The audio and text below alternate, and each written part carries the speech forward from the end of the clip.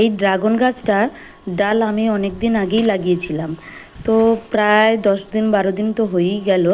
তো এই বালতিটার মধ্যে বসিয়েছিলাম মাটি প্রিপারেশান করে, গোবর সার, বালি মাটি এবং বাগানের মাটি দিয়েই বসিয়েছিলাম। কিন্তু গাছটার কোনো রকম কোনো কিছু চেঞ্জ দেখতে পাচ্ছি না, মনে হচ্ছে শুকিয়ে যাচ্ছে। তাই আজকের একটু তুলে দেখলাম গোড়াটা পুরো পচা পচা ধরে গেছে।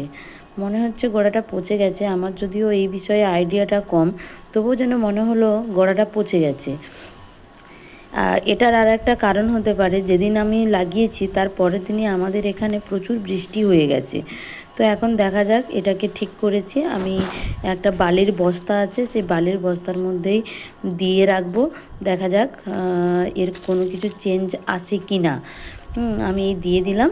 তো দেখা যাক, আমি 4-5 দিন আর ওয়েট করব, মনে হয় না হবে বলে, তবুও দেখা যাক কি হয়। টাটা।